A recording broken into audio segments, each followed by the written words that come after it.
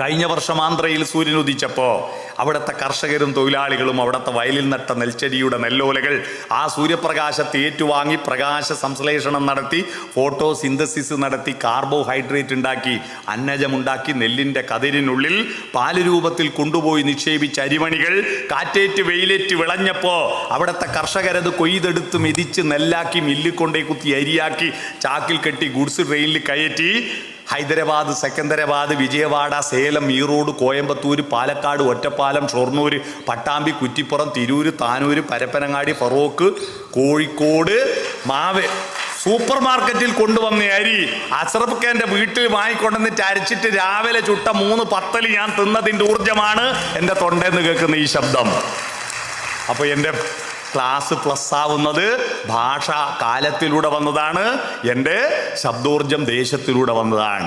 Plus എന്താന്ന് പിടി കിട്ടിയോ?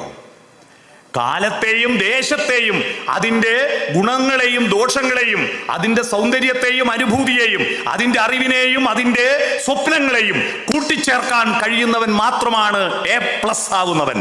അല്ലാതെ പരീക്ഷയിൽ ഓർമ്മശക്തിയിൽ മാർക്ക് വാങ്ങിയത് കൊണ്ട് മാത്രം താൽക്കാലികമാണത്. താൽക്കാലിക അഡ്മിഷൻ കിട്ടുമെന്ന് മാത്രമേ ഉള്ളൂ. ജീവിതം എന്തെന്നറിയില്ല.